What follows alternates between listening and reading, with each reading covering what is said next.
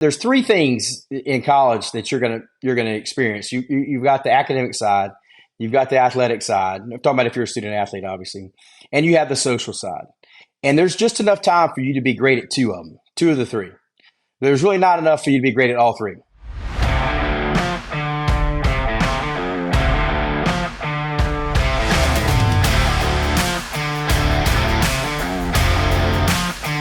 This is the Tournament Code.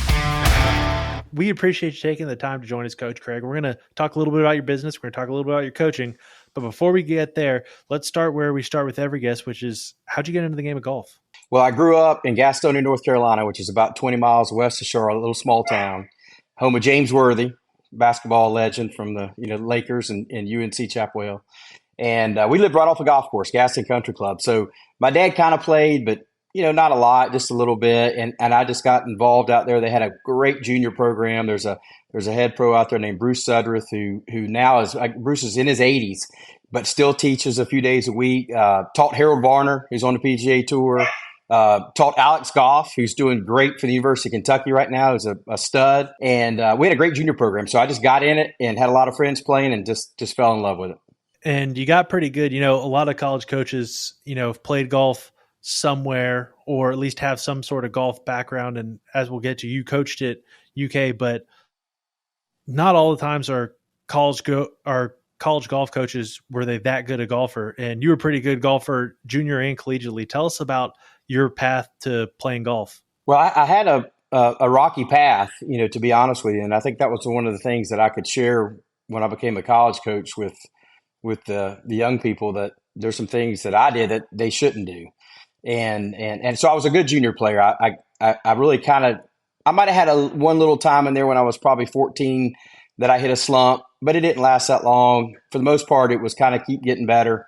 And by the time I was entering college, I had done a few pretty good things and won some nice tournaments and was a pretty good player. And then I go to University of Florida, great program, played with great players, got probably about half the playing time as a freshman, and then I hit the skids. And when I hit the skids, I didn't handle it well. And that's what I've shared with the players before, is I got off the path that you should be on. I wasn't practicing as hard. I wasn't working as hard. When the team was away, instead of doing what I needed to do to get better, I fell away a little bit to some of the temptations of college life, and just, you're away from home. You can kind of do what you want, right? You're free.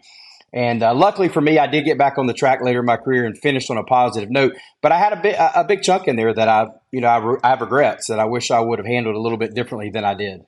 While you were in college, did you kind of look at college golf as something that you wanted to be involved with for the rest of your life, or were you focused on other things at that time?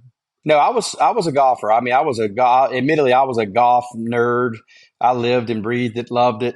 And even in college, even though I had, a big slump in college where I really played poorly and certainly not up to the standard that I was used to playing, I still felt like at some point in time I'd turn it around and hopefully, things would go in my direction, and then I would, give professional golf a try, which I did for 3.5 years when I got out of college. But even at that, when I first got out of college, I worked for a year on Hilton Head Island with my best friend because I wasn't 100% sure that I was ready to commit to that, because as you guys know, it's a huge lifestyle commitment. It's a big, there's lots of sacrifices. If you don't have, family money, you're gonna have to raise a lot of money, which we needed to do. So, but I did decide to do that eventually, but it wasn't directly out of college. Like most kids, they're just straight from college to professional. I had a year in between to kind of, figure out if that's really what I wanted to do or not.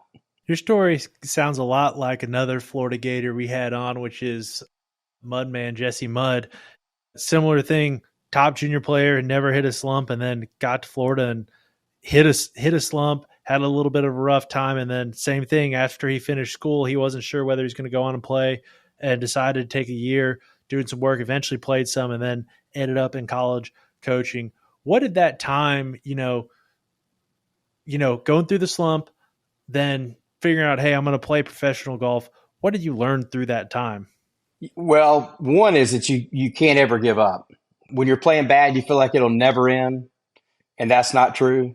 And when you're playing good, you feel like it'll never end, and that's probably not true either. So you learn a little perspective there, but more than anything, you just learn how important grit is, not giving up, not giving in, being able to keep fighting the fight. And even though you're getting beat up and knocked down every single day for sometimes months, even years on end, you just got to keep at it. And I had a stretch there, like I said, where I didn't handle that very well. And I was young and, immature and all that. And I'm so thankful that I ended up coming out of that, because I really would have had big regrets if I had just finished just on that note. I'd have been like, wow, that was a big waste, and luckily it didn't end up that way. But let me tell you this, Mudman, Jesse Mudd was my assistant for a while, and he's a great friend of mine. And this is golf. I mean, this like, I was a really good junior player, but I didn't have near the talent that Jesse had. I mean, Jesse was one of the 5 best junior players I've ever seen play golf with my own eyes. And when I was here and I tried to recruit him, he didn't even give me the time of day. Like, he literally went to visit Florida, and my old coach, Buddy Alexander, who I also coached with down there, that's the only visit he took. He took one visit, University of Florida. They gave him a full scholarship, and he's a Gator. Like that. I mean, like, I couldn't even get this kid. He's 60 miles, 70 miles down the road. I couldn't get him to come, hardly even answer an email, to be honest with you. But that's how good he was. He was just a tremendous player. And, sometimes that happens. Look at David Duval. Look at Ian Baker Finch. There's been a number of guys that just golf. Sometimes it just gets up and it bites you, and it really humbles you. And I got humbled, so I know what it's like. When you decided to stop playing professional golf, what was the catalyst for that? I've shared this story a number of times over the years, because it really is how professional golf is. So I was always a good 100 yards and in guy, and just kind of hit it okay. Didn't hit it that far, kept it in front of me, but really didn't put a lot of pressure on the golf course to shoot low scores. So you can get through junior golf like that. You can even get through college golf to a certain degree like that. But then I'm playing professional golf, and the last year I played was 1996, I believe. It was the Golden Bear Tour. It was the first year they had it. It was down in South Florida in the summertime. We played great golf courses, because in the summertime, nobody's down there. We're playing really, really great places. It was in the first year they had it. I mean, which was the only year I played, obviously, because I stopped after that. But it had some players. Like, it was good. One of my former teammates was one of the players, Brian Gay. And, so I was a senior when Brian was a freshman. So this was my last year of playing, and kind of his first year of playing professionally. And there was also a guy named Steve LaMontagne, who was kind of a legend among the regional tours down there, who also played at Florida, but well before me. And I literally would play in a tournament, and I'd come off the tournament after 54 holes, and I'd be like, let's say I shot 212. And I would think to myself, when I did a post-tournament evaluation, I'd be like, well, it could have been 210 or 211, maybe, but it probably should have been about 215, and I shot 212. And my 212 was about 8 shots or 10 shots behind Brian Gay or Steve LaMontagne, who everybody knew those guys had futures as PGA Tour players. Even though Steve LaMontagne, I don't think ever really made the tour. Obviously, Brian Gay did. And that happened over and over again, where I'd play well, felt like I didn't leave any shots out there. Like, I got out of it all I could get, and I'm still getting squashed by the best players. That's when I woke up and said, you know what? Let's get into coaching. Let's get into coaching, because I just couldn't put the pressure on the golf course that you need to do to play at that level. And it worked in junior golf in college. It didn't work as a professional. Was there someone in particular in your life that inspired you to become a college golf coach? And what were some of those things that they did or who they were that inspired you to do that? Yeah, that's a great question, Cooper. So my college coach, Buddy Alexander, who's Hall of Fame coach, coached forever at Florida, was at LSU prior to that, and who I'm still very close with. Great friend of mine, and has been a huge supporter and helper of mine over my years of a player and coaching. It was. I'd say if I had to point to one person, it was him. I remember having a conversation with him when I was thinking about getting into coaching, and I think I talked about, like a lot of people have jobs, but you have a career, you have something you can help people, something you're passionate about. And he kind of thought about it. He's like, I never really looked at it that way, but you're right. And that's the way I was looking at it. It's not just, hey, let's go try to be competitive and win some tournaments, but you have a chance to build relationships, have an impact on people. and hanging out with those young people, there's nothing like it. Like, and their families are just such wonderful. That's a great thing about this game, right? I mean, look at the people you get to hang out with, the relationships you make, the places you go. But Buddy Alexander, I think, would be that person. And luckily for me, when I decided to get into coaching, he had an assistant job open up. And he literally, I mean, it's kind of a funny story because I couldn't get out. It's hard to get in. There's not a lot of opportunity, right? The Auburn assistant job opened up, and I thought, this is great. I'm going to get this no problem at all. I know Coach Griffin at the time. I mean, I was in the SEC when he was. Got along great with him. I thought, this is like the easiest thing ever, right? I didn't even get an interview for that job. That's how competitive it was. Like, I remember him calling me and saying, "You're not one of the 3 people we're bringing in." And I was like, really? You talk about being humbled. And so I couldn't get in anywhere. So then I go to work for ADP, Automatic Data Processing, right? Who does all the payroll stuff. I go on their 2-week training to Parsippany, New Jersey, which is great training, by the way, like for sales, right? I come when I'm there, I come back over the weekend, and I haven't gone to work yet on Monday. Buddy calls me up and he says, "Nicky Getz is leaving. He's taking a head coaching job. You want this job?" And I said, "Oh yeah, I want it. I'll be there tomorrow, Monday." So I literally drove to Tampa, Florida. I was living in Lakeland. My wife's from Lakeland. I drove to Tampa, Florida. I just got back from 2 weeks of their training. First day back, I walk into the office and say I quit. And literally got in the car in my coat and tie, drove straight to Gainesville to have lunch with Buddy and meet the team that afternoon. And I want to say 3 days later, we were on a trip to somewhere like Albuquerque, New Mexico or something for the first tournament.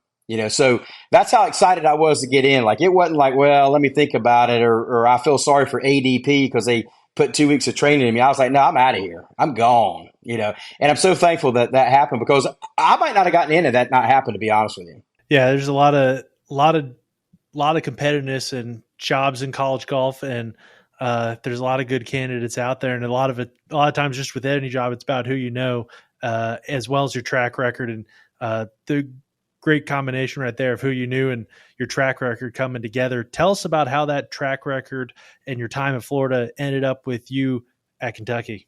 So after I played, and then like I said, I worked for a year at Hilton Head. I played for 3.5 years with, I would call, moderate success. I was good enough to keep going if I really wanted to, but I also was married and kind of like, I don't know that I can keep doing this and maybe be 8-9 years into it and still playing, these regional tours and mini tours. So I decided to get into coaching, and obviously, went to Florida.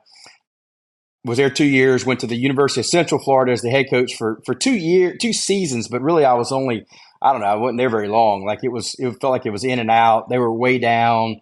They'd had some crazy stuff happen there, and I kind of just came in for 2 years and really, didn't even have time really to do much. But was fortunate enough to get the Kentucky job at that point in time. And back in the day, UCF wasn't like the UCF we picture today. It was, you really almost couldn't even afford to, have a family on what they would pay you down there. And so, and I also had the desire to get into the SEC or ACC or something on a bigger level. That was always my goal. And luckily the Kentucky job came open. And again, I go back to Buddy Alexander. I mean, if it's not for him, I probably don't get it. He calls up here and can talk to the people, and coming from a guy that has that kind of background, they listen. And I would say that he, and I must have done at least an okay job of the interview because I got it. But really, I got to give credit to Buddy for that, because without him, I probably I don't even know if I get an interview without him. Certainly don't get the job. A while back, we talked with Chip McDaniel, who was one of the better players that came through UK during your time there, and it seemed like every other question he was saying, Coach Craig helped him with this, Coach Craig helped me with that, and he just seemed to sing your praises the whole interview. Can you talk about, working with him and even some of the other players that, were really good under you? Well, can I just tell you that Chip McDaniel is a stud, number one. He's got the clutch gene, number two. He is an even better person than he is a golfer, number three. He's also brilliant. The kid is so smart. He majored in accounting and just knocked it out here. Just knocked it out. I mean, I can't remember his GPA, but it was above 3.5. Like, it was that kind of intelligence and character and integrity. And I love his family. I'm still close with his family. I love everything about the McDaniel family. Like, I feel like they're my family, to be honest with you. And to be honest with you, one thing I loved about Chip was he's bullheaded, he's hard headed, and he wasn't afraid to say something. Like if I said something and we were talking about strategy or whatever, and he thought it wasn't right, he would speak up. And I kind of like that. At the time, it might have been like, hey, come on, dude, I got more experience than you. But then you think about it and you're like, he's probably pretty right. He was right there. He was correct on that. His golf IQ is so high. And I picked up on that immediately as a freshman. I think we were at the regionals. He had a lie, and I think I brought up a particular shot. I can't remember what it was, and he just literally was just like, "There's no chance I can, do that out of this lie." And I just started paying attention to him. That he has such a high golf IQ. He knows how to play the game of golf. Not only can he hit a golf ball and do all the other things, but these UK boys better be listening to him. They better be listening to him, because he knows what he's doing, what he's talking about. So I could go on and on about Chip. He is the whole family. His brother Todd, his mom and dad Todd and Jennifer. I feel like if I drove right now and just knocked on their door at 8:00 tonight and said I need a place to stay, they would just be like, "Here's the bedroom.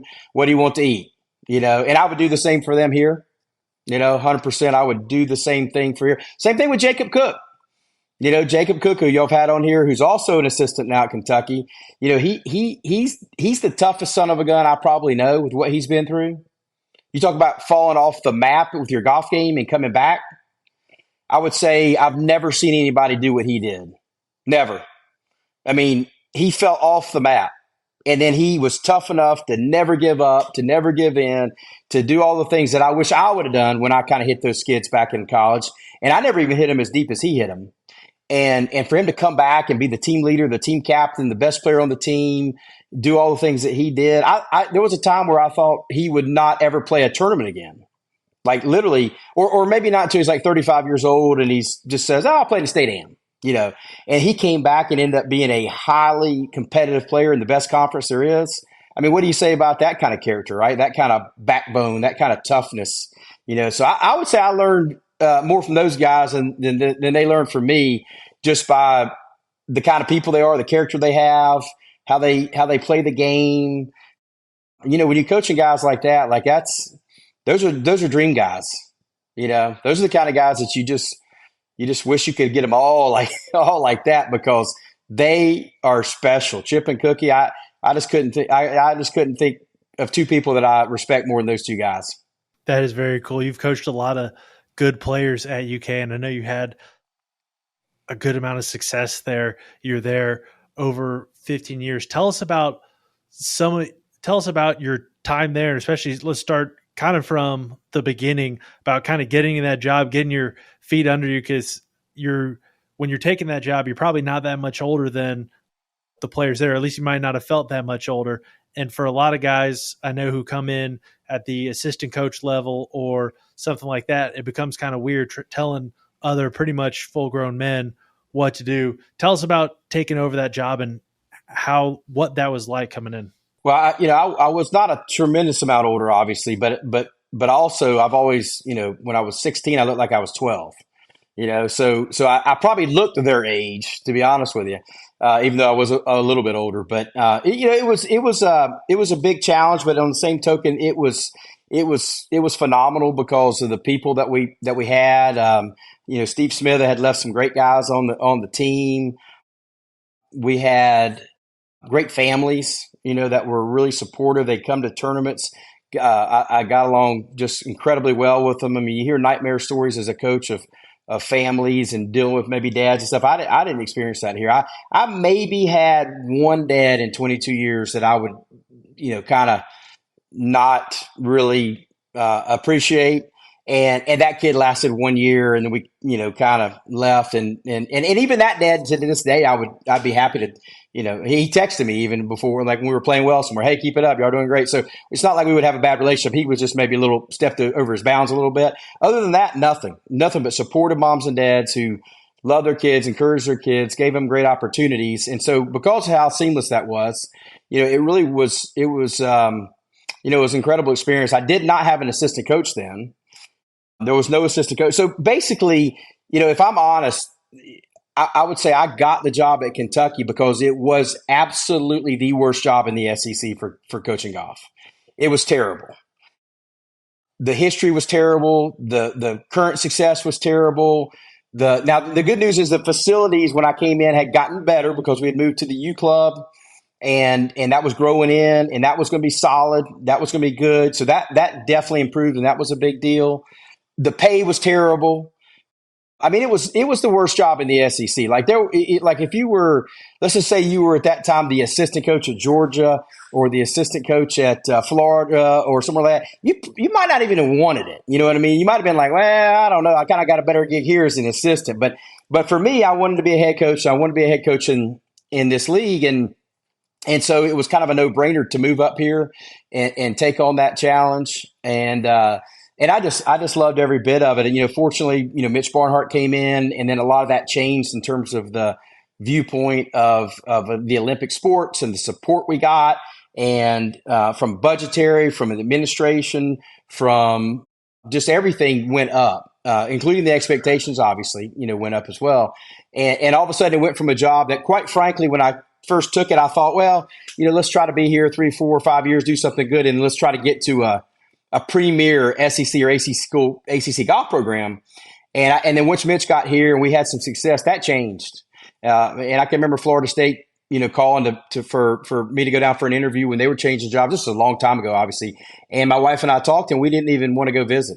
We just said, we're happy here. And she's from Florida, and we're like, we're happy here. We love it here.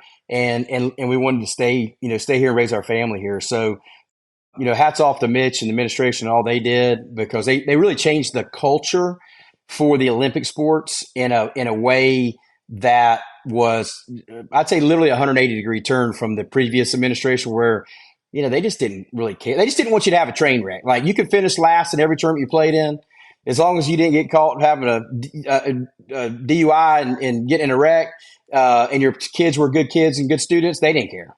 They didn't care. Mitch came in, and the resources went up, but the expectations went up obviously as well, and rightfully so. And you can kind of see what's happening over there. It's been a huge improvement under his leadership. UK golf's definitely a solid program. And how did you take it from, as you said, the worst job in the SEC to being SEC champions? I believe you guys won in 2006, right? 2005, yeah, we won in 5. You got to give a lot of credit again. Steve Smith had left before he left. He did bring in some guys that ended up being really good players. We ended up having a kid or two on that team that were terrible that just got better. Matt Wells is a guy that I can think of. I mean, Matt's such a great story that when I first got here, I think he was a second year. So he'd had 1 year here. He was second year, and he couldn't even sniff the lineup on that team in that first year. And that really wasn't even, a good team. It was just a pretty, probably below average, team. And we redshirted him, and he kept working. He kept getting better. He kept getting better. He kept getting better. Next thing you know, that kid is now, in fact, my nickname for him is Mr. Postseason for Kentucky golf, because by the time he was a junior and a senior, he went top 10 SECs, top 10 regionals, top 10 NCAAs.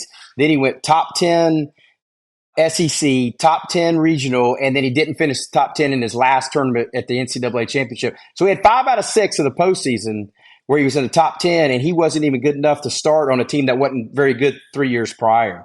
So we had some fortunate things happen. Some, guys work hard and they get better, and he was one of them, and just, he ended up leading the NCAA tournament, I think, after 36 holes in 2004, I think it was. And then 2005 would have been his last year when we won the conference. He played great. I mean, we had some good stuff like that happen. And it happens, and it doesn't hurt to have a guy named JB Holmes on the roster who, you just know he's going to be in the top 10 or top 5 every single. He can play bad and finish in the top 5, top 7. I mean, he was that good. So that kind of helped too. I have to give some kudos to him. What was he like as a college player, and what was he like to coach? So, I call him John, but JB, he was a great backbone for this team, because he you could always count on him for on the court or on the course, obviously, and off as well. So, he took care of all of his responsibilities, his academics, and school was not something that was fun for him or easy for him. And he ended up being a really good student. He working out, doing all those. He didn't like to work out either, by the way, but he was in there doing what he was supposed to do. I think on the off the course kind of nightlife, he was the voice of reason.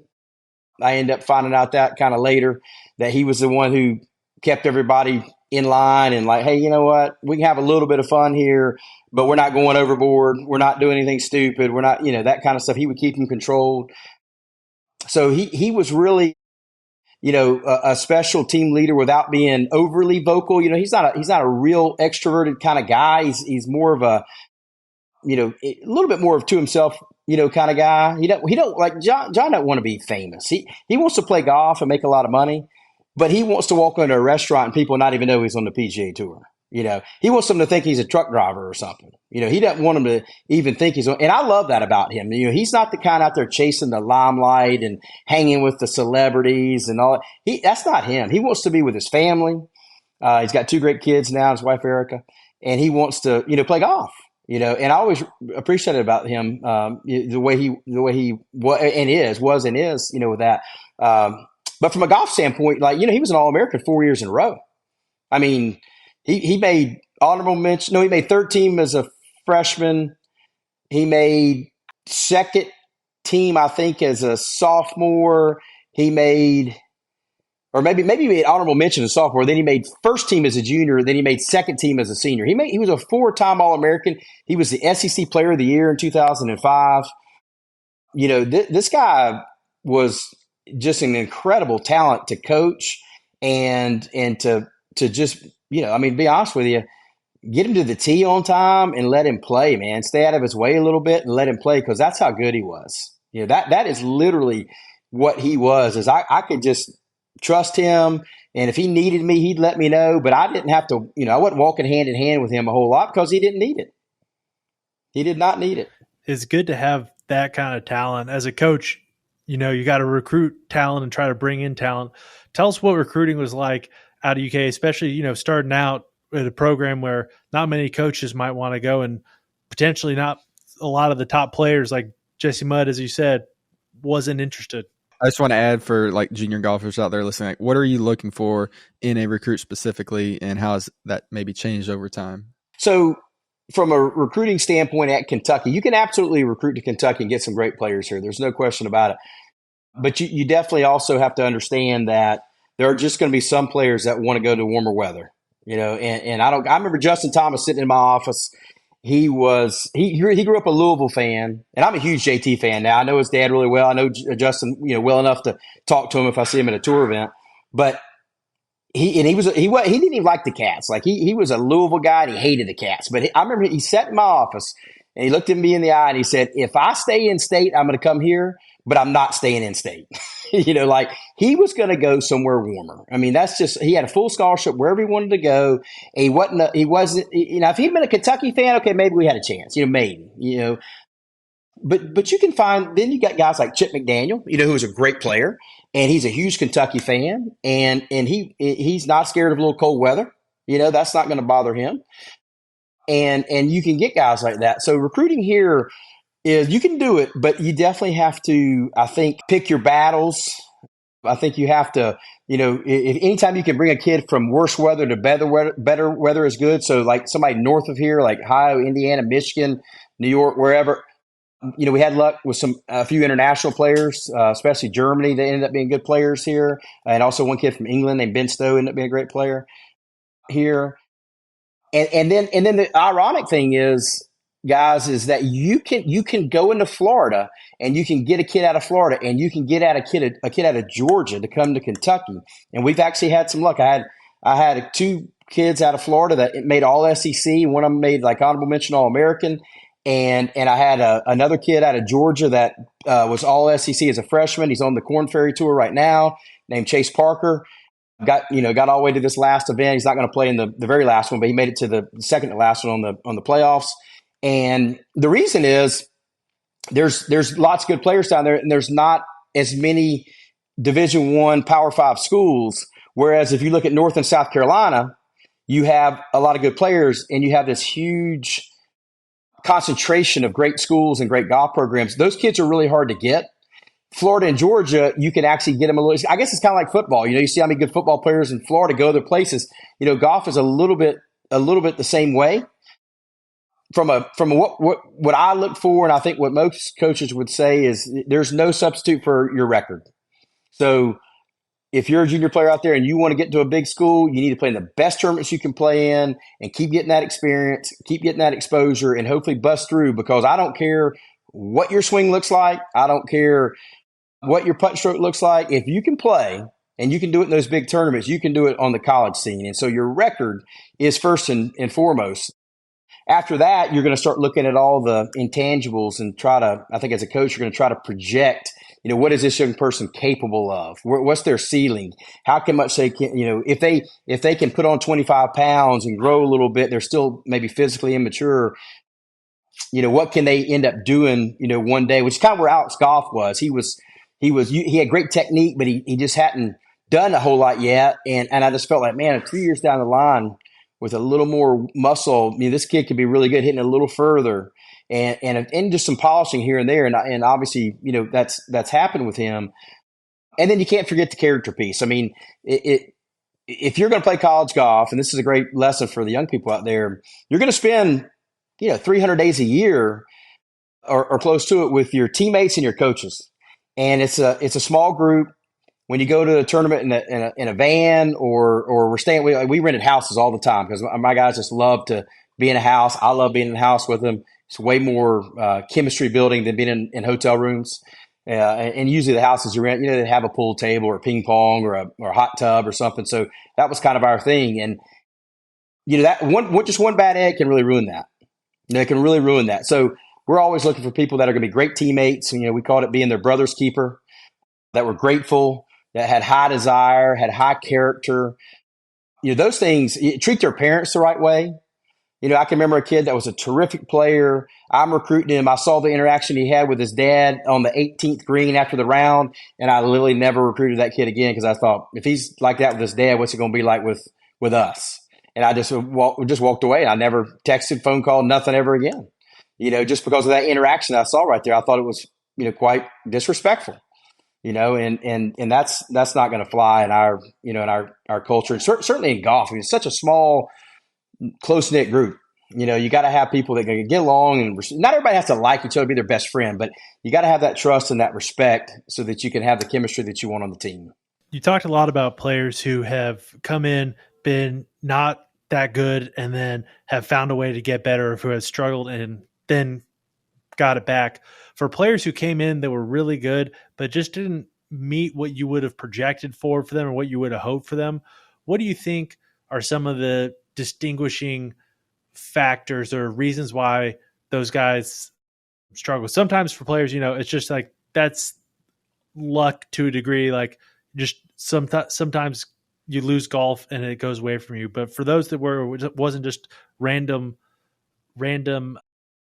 misfortune, what kind of pitfalls should people be on the lookout for? Yeah, I think the biggest one, and I don't know that there's not a direct correlation here, because obviously you couldn't figure out any direct correlations on somebody really good coming in and maybe not meeting their potential. But there's a lot of distractions in college, as you guys know. There's a lot of time management issues when you become a student athlete and you're going, from working out in the morning to classes to trying to eat really fast to getting out to the golf course to then trying to eat fast again because you have a tutor at night. And it feels like you're on a treadmill that's just going really fast. And eventually that slows down and you figure it out. And it's like, I always compare it to like a quarterback. They talk about going to the next level. Everything's fast and then things kind of slow down. It's the same thing with the time management side on the student athlete. Everything's so fast. It's hard sometimes to get to the golf course and just be able to relax and focus. And if you then throw in the other things, the distractions that we all know, the social side of it, I think you can really spread yourself thin. You cannot be as well rested. You cannot have the focus. We would always tell recruits that there's three things in college that you're gonna experience. You've got the academic side, you've got the athletic side. I'm talking about if you're a student athlete, obviously, and you have the social side. And there's just enough time for you to be great at two of the three. There's really not enough for you to be great at all three. And you've got to pick the right two. And if you don't, I think it's real easy for that golf to kind of get off. And the next thing you know, your confidence goes down. You might have a kid that's way far away from home. They're out of their network. And like that was my case at Florida. I was kind of out of my network.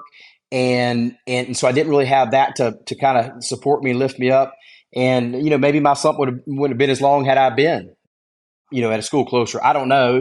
We'll never know. But the bottom line is those distractions in college are real, and you've got to be mature and be able to handle them. And the guys that can just put the blinders on and do what they're supposed to do, they give themselves the best chance to succeed.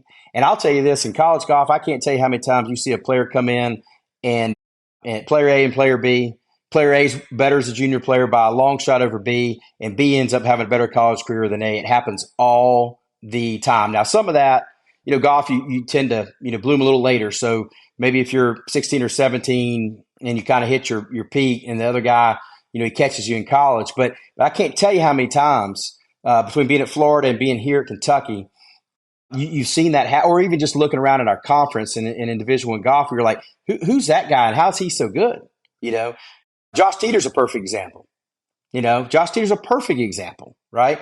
And there's just so many examples that happen like that you got to stay hungry and humble. I don't care how good you are coming as a junior player. It doesn't mean squat when you get to playing against these guys that are now men, not just a junior player waiting on your mom to bring you a peanut butter and jelly sandwich and a Gatorade on the 10th tee box. That's over. It's time to be a man, handle your responsibilities, take care of your academics so that when you're out on the golf course, whether you're practicing or playing, competing, you can have peace of mind and do the best that you can do. And you know what? If you don't do as great as you can do, then at least you can look yourself in the eye in the mirror and not have any regrets. And that's worth a lot. I know. Yeah, I know from experience. That's worth a lot to be able to do that because, like I said earlier, I still have regrets from that stretch in the middle of my college career where I couldn't, I can't look myself in the eye and be proud of how I handled that. We've talked a lot about your playing career and your coaching career, and you've recently started a new business. So I'd like you to talk some about that and how that came about. So basically, when I got out, trying to figure out what I'm going to do, and I love this game, and I love coaching, and I love being with young people, and I love everything about it. And I wanted to see if I could stay in it, So there's a little niche business out there that started about 20 years ago from a great friend of mine, where he does consulting with junior players that are, trying to help them navigate from where they are to get into a college placement is a goal, So all anything that guidance wise you need, from tournaments to what instructors are used to the working outside of the equipment side to contacting college coaches. And so and he's this guy, John Brooks is his name, is, he's a great friend of mine. And so we'd stayed in touch and he really enjoyed that. So I saw that as a possibility, but I still wanted to coach, so I'm doing that. It's called Brian Craig Golf. It's just, BrianCraigGolf.com and Brian with an I. And so I have a couple different levels. One is where I will just do that consulting like that, and I'll help in every way I can. I know, basically everybody, and I know as many people in golf as probably anybody in the college world. So I can be an asset there, and I can help navigate those waters for those people. But I also have a higher level where I do coaching and do that consulting, and the coaching part is what really excites me because I want to help people play better golf, and I'm not trying to compete with swing coaches. So I can teach the golf swing, but that's not my forte. If somebody's young and they don't have a swing coach, I can do that. But if they get to a certain point, I'm going to steer them in the direction of somebody way more experienced in that than I am. Because those swing coaches, those swing teachers, that's what they do every day, all day, right? I mean, they stand there and they teach the golf swing all day, every day. So they're really good at it. And I don't want to compete with those guys, but they're seeing their players in a static environment, flat lie, maybe in a stall, hitting a 6-iron, hitting a driver, that kind of stuff. I'm going to be seeing them like I always have in all these years of coaching, which is in a dynamic, fluid situation of competing and also training. And so my goal with it is I'm going to help with everything, but I think the highlights are going to be 100 yards and in, It's going to be course management. It's going to be how to properly train every facet of the game. It's going to be the mental and emotional side. It's going to be using the modern day analytics, the strokes gain analytics, to help figure out how to figure out where you need to practice and where you need to train better. It's going to be, walking a practice round with them, maybe even caddying for them, in a tournament when you're allowed to do that. It's going to be helping them how to play golf, not how to play golf swing. And I hope I can enhance the relationship they have with their swing coaches, because I'll see them in that different environment, and I may be able to relay something back to that swing coach, just like I would in college, the same exact thing. All these kids, for the most part, had swing coaches, and be able to say, hey, I know you might not be seeing this on the flat lie sitting in the range, but here's what's happening in competition when trouble's on the right, or when the wind's left to right, or whatever. So that hopefully I can enhance that relationship, because I think everybody needs a great swing coach. I mean, that's a huge part of the game, but the how to play golf side of it, you don't really get as a junior player, and you don't get it until you get to college and you have a college coach who hopefully is good at it, or these tour professionals, who have guys on retainer, and they can just come out to the tournament and walk with them a couple practice rounds and stay on the range with them. They're not having a 1 hour lesson and paying, $150 for that. They've got them on retainer, right? And so that's what I'm kind of trying to do is have a small group. It's going to be small. It's not going to be big, because I couldn't do what I wanted to do if it was big. I'm not interested in spreading myself thin. I'm interested in having real relationships, hopefully helping people grow and get better, and then get to the point where they get to a college that they can thrive at. And then hopefully these kids want to play, or at least I'll have some that want to play beyond college as well, because those are the kind of players that I love working with great players. That's fun. That's really fun to watch an Alex Goff. If you ever sat there and watched Alex Goff play 18 holes of tournament golf, it is impressive. I mean, it is so impressive how good this kid is, the control he has of his golf ball, and like those are the kind of guys you like to be around, right? I mean, that's fun for me, and I hope I get to keep doing that with some great, competitive junior players. Information asymmetry is something definitely that golf suffers from, and especially people who are new to it or who don't have family with that kind of experience, figuring out how to get to play in college, figuring out where you fit in at all that can be extremely opaque. Even if you're an okay junior player or a solid junior player and you want to level up your game, it's not necessarily clear how to do that unless you have the right resources. And it sounds like you're going to be a great fit for a lot of people, providing those right resources. Because I know, and especially if you haven't gone through it or gone through the process, it could be it's very theoretical. And I've had people come to me after I've gone through it all, ask me, hey, how XYZ, and I say, well, here I can tell you how to do it. It's not hard per se. It's actually relatively simple how to do it, in the sense that you have to work hard and you have to have the right people. But for most people, that's a lot of times a deal breaker to a degree. Like getting good enough to play golf at some level, at least in my opinion, is generally feasible for a lot of people who are already playing junior golf. It's whether they're willing to spend the time and willing to get the resources to help. So it sounds like that's going to be something really cool for you to help develop. When it comes to getting players out on the course, that's something I think you harped on that I think a lot of swing coaches would appreciate. And if they don't, they should, and it's something we've talked about a lot on here. You don't play golf swing out on the golf course. You got to play golf. And while golf inherently has technical components in the sense that you're swinging the club the entirety of the time, it doesn't mean that that's what you should be focused on. It's kind of the feedback that you're going to be able to give swing coaches is good. Tell us of what you're going to be looking at when a player is playing a round of golf. What are you going to be relaying back to a swing coach or to some other person, or like a trainer or something to that extent? What are you going to be looking for? Yeah. So I think the first part of that question is obviously I'm going to be doing everything I can to coach these players and help them, be able to, you talk about tournament golf, course management, have a game plan, have a practice plan going into that tournament so they can, tournament preparation, obviously, and they can prepare properly and give themselves the best chance of success.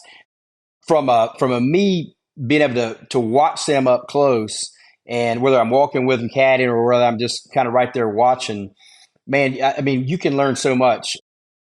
For example, you don't have any idea how many times these young people have no idea that their body language is terrible until you're able to show them, whether it's using a video or it's having somebody else come in that they know that trust and say, yeah, man, you really looked like you were, just having a miserable time out there and just, sloughing around and, looking like you didn't even want to be out there. Right. So there's can be some feedback, obviously, to the parents. That's another thing I'm going to do is coach these parents. I mean, I was fortunate at UK. I had a lot of great parents that got it, but I know the other side of it too. And I've seen how it can ruin a kid and it can sap the joy right out of the game of golf for them. And I can think of numerous examples. I never would obviously bring up any names, but it can't, it's got to be the kid driving the bus. The parent, it can't be for the parent. It cannot be for the parent. But also, obviously, I'm going to be relaying back, I think, to the swing coach. I mean, that's going to be a big part of it is to be able to, for example, we just signed up a young man in Boston the other day, and I've already done a conference call with him, with his swing coach, who's a very experienced instructor with good players, and so that we can all get on the same page about things. And then, in fact, I've even had a one-on-one call already with that swing coach, so I can be more educated on how I can help him when he does go play, some of his tendencies, some of the things I can look for that I can see when they're playing tournament golf. Because listen, there's I think it was Hogan, right, that said there's golf and there's tournament golf, and they're not the same. They're not the same. And I've had swing coaches before, like a kid leave a lesson and the swing coach be like, man, this kid's going to play unbelievable this week. We're leaving in 2 days or whatever. And the kid goes and plays poorly. And the swing coach can't understand, how could that happen? I just had him in the stall. He didn't miss a shot. Or I had him on the range. He didn't miss a shot. But they're not seeing all the other stuff. They're not seeing the decision making, the control, the emotions, the body language. Maybe they're a little bit timid. Maybe they're steering it. They're holding on to it. They're not letting it go. The expectations getting in the way, and then that affects their mindset if they don't start off properly in a tournament or like they think they should in a tournament. And the swing coach, they're not seeing that because they're not walking 54 holes and a practice round in a tournament with that young man. So it's not their fault. Their job is hugely important on the swing and technique, but we need to have a model in there where there's also these young people can get some help on the golf course and how to play golf and how to train effectively. Because like I was growing up, I went and got a lesson from my instructor, and he was great. But then I just went about hitting balls, and and for me, I hit wedges very good. So what did I do? I hit a bunch of wedges. I didn't focus enough on where I needed to get better if I was ever going to really make a dent in this game. I could sit there and hit wedges all day long because it was positive. It was great. I loved it. I was good at it. But 5 irons, I didn't really want to do that. Well, I should have been doing that. I should have been doing more of that anyway, because at the end of the day, that's what held me back. Being able to put pressure on the golf course outside of 100 yards. I just couldn't, I couldn't do it. And maybe I could have if I'd have focused more on that and been a little more aware of my practicing and my training and how to do it, as opposed to just, hey, get a lesson, you fixed your right elbow, now just go play, go hit balls, go whatever, as opposed to having some plan with a purpose and then getting some feedback so you can adjust and keep improving. Yeah, I think Daniel and I can both attest to having the same conversation with our swing coach a lot as junior golfers. It's like, go in after a tournament, say, what'd you shoot? Like, yeah. Well, no, I hit in the water on 18, or I 3-putted 3 times. Like, nope, what'd you shoot? Like, what'd you shoot? Yeah. You got to be able to know what you shot, and you kind of got to be able to look at it and say, like, this is why that happened. It's just really tough for the swing coach to kind of get both ends of that. And honestly, in all fairness to a lot of the swing coaches, they don't have time for that. Like, if they've got all these kids are teaching, or all these kids and adults are teaching, and as soon as the lesson's over, the next one's there, and then they got to go home to their families. They can't be on the phone all night long with 30 different kids that are at tournaments or 20 at tournaments, they can't do that. I'm going to have a small enough group that I can do that. I want to be the coach that if a kid's at a tournament and he's played 2 rounds and something's really bugging him mentally or the hole or the shot, call me at 9:00 at night, call me at 10:00 at night. Let's talk through it and we'll see if we can do something to help you be a little bit better the next time out. And I also created a little, it's very simple, but it's, I think, very effective. And it's an app. I call it an ACR, which is after competition review, which is basically just modeled after what the military does when they call, an after action review, AAR. But it's some questions to answer that makes the student be reflective so that they can pick up a little bit of what happened physically and mentally and emotionally in that tournament. And then we can talk about it. So you can have a recap, talk, whether it's, with these kids, whether it's face-to-face or it could be, a video call. Bottom line is you go over it so then you can hopefully learn from your mistakes and also pat yourself on the back, by the way, of what you did well. This game will beat you up enough. You don't need to just focus on the negatives. And then we can help train the next week or two before the next tournament, hopefully get better at some of those areas that what we call the improves, where you need to improve, And so I'll be doing that with the students as well, which I would do with our college guys. And those are the things I love. Like for me, there was 2 things in college that I love the most. One is walking with a player during a round. Like there's nothing like it. And my best memory of college is walking with Chip McDaniel, 54 holes. I walked every single hole with him at the SEC championship in 2016. And he ended up losing to a kid from Georgia. I can't remember that kid's name now. He was a great player who ended up having some health problems. Will probably be on tour right now. But they were tied with 2 holes left. I mean, that kid ended up making 2 bombs, beat him by 2 in the last 2 holes. But man, we had the best time in the heat of the battle, making decisions, talking through things. Like to me, that's the ultimate. And the second thing is one-on-one in my office. One-on-one in my office, whether it's talking about a life event or it's talking about the last tournament and doing that evaluation, or it's talking about, the recap of the fall before they go home for Thanksgiving. Like to me, that's what I feel like I was best at. That's what I enjoy, building those relationships. And I want to keep doing that. I just feel like that's the way I'm kind of built. And that's what I want to keep trying to do. So hopefully we can make it work with this business. That is really cool. And I think there's something you said earlier that I want to come back to. You said, you could work with a player on their swing for a little bit, but you'd find someone that would eventually be a home for them to help them get better. If someone came to you and said, look, I'm trying to find a swing coach, what should I be looking for in a swing coach? What would you tell them? Yeah, I think the first thing you're going to do is identify how they perceive themselves to work best with somebody. Are they the analytical, technical person? Are they JB Holmes and totally feel oriented? And don't really want to know all the data and all the different kind of details that can be given in a lesson. And then once you kind of identify which side you're on there, then I'm going to, through my experience in this game, I'm going to say, okay, here's a few guys that are like this. Here's a few guys maybe that are more on this side. And then I'm going to talk through it. In fact, I just did this with a local kid the other day, a good young girl player who's going to play in college one day. She's still in high school, but And then I think what they're going to end up doing is we narrowed it down to a couple, and I think they're going to probably try a couple, just a couple though, not more than that, and see who they gel the best with, and hopefully then go and have that relationship, with them. You think back of I had a kid named Ben Stowe, great player, has played on and off the European tours from England. He was pretty technical. Like he had a swing coach in England, and he'd send them back videos, and they were drawing lines, and they were doing all that stuff. And that's the way his mind worked. And he was pretty good at being able to shut that off and play when it was time to play. Lucas Euler, another really good player, is playing professionally right now that made all SEC for us. German kid, same thing. Like he could do all that and had the capacity to turn it off when it was time to play. So I taught JB Holmes. I helped him with his swing through his rookie year on tour because he's one of the few guys that came in with no swing coach. I mean, this kid is not a kid, he's a man. But when he came in, like he's just the rare phenom like Chip that really didn't work with anybody, didn't have any lessons, and just could strike a golf ball, right? Could just hit the center of the face and was so beautiful technique-wise that they didn't need any help through junior golf.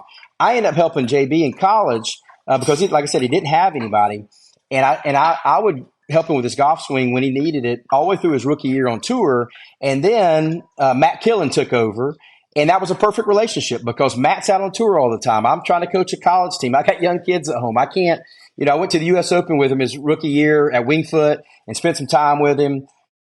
And he was hitting it poorly going into it. And, he did all right in the tournament. I think he led the field in greens and regulation. That's not a credit to me. That's a credit to him because all I had to do was tweak a couple things in his setup and he's back flushing it. That's literally how simple it was with JB.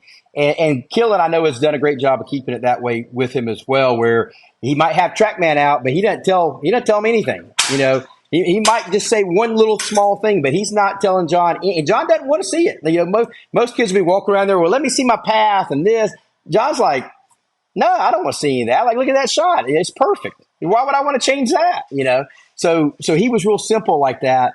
And not changing the technique of his swing a lot because he just had a swing he was born with. It was God-given that he'd had since his dad would say since he was 3 years old. And it really hadn't changed. And it works, right? So I think you're a fool if you change that, right? You're crazy if you change that much, So that would be the parameters to do it. And it's not an easy thing to do. I went through a few swing coaches myself trying to learn how to hit the ball better. So I know what they're going through.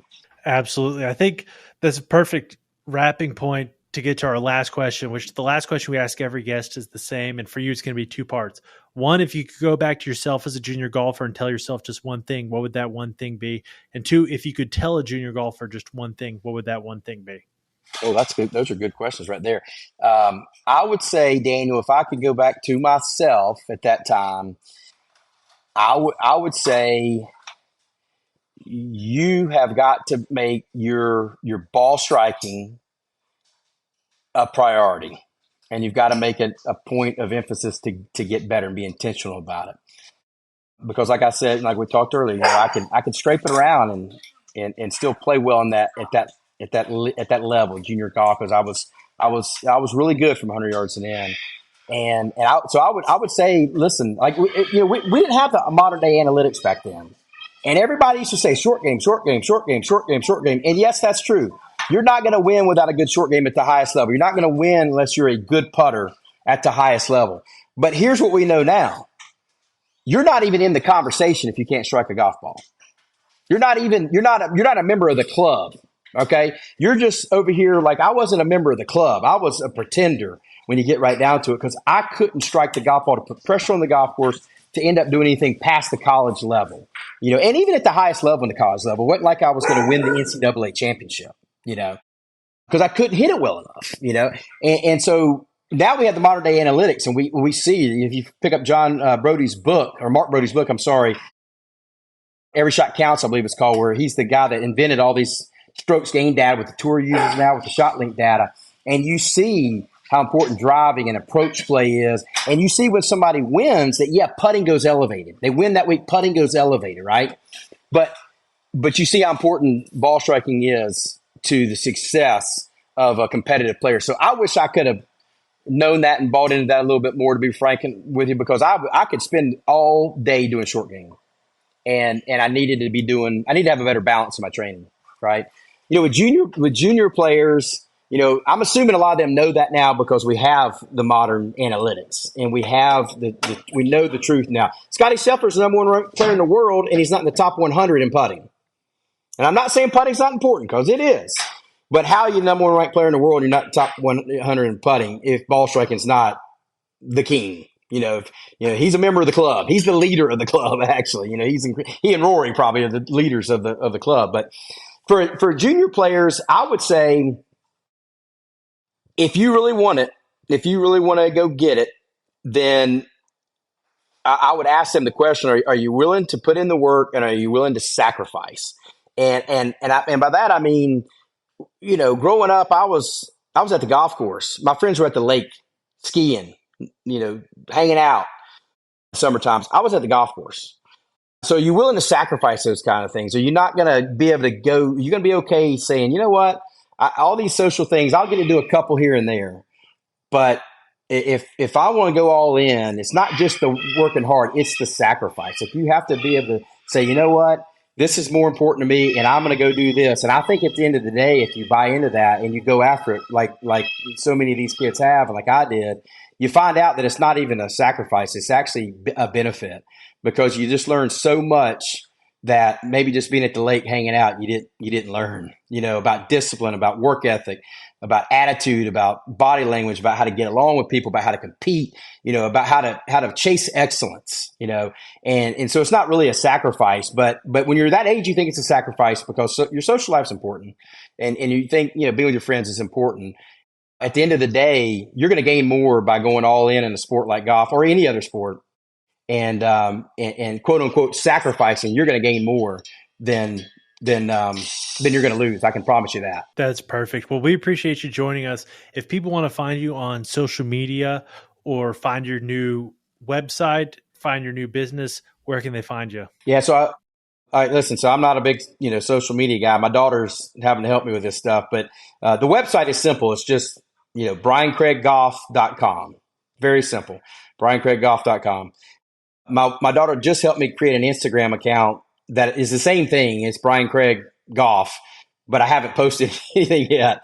And I think the same thing with Facebook. There's a Brian Craig Golf on Facebook too, that I haven't really, so I'm going to get to putting, we've just kind of started rolling this out. I mean, literally, I kind of took a break in the summer and now I'm back at it. So hopefully we'll get some more stuff out there. But the website is up and running, and it has a lot of good information on it. And it certainly has a way to contact me if anybody wanted to schedule a call. Be sure to check out Coach Craig's stuff. And if you're listening to us on Apple Podcasts or Spotify, please subscribe and leave a rating. And if you're listening on YouTube, please like and subscribe. This helps more people learn about tournament golf, more people get better at tournament golf. And if you are looking to find us on social media, you can find us on Instagram at The Tournament Code and on Twitter at Tournament Code.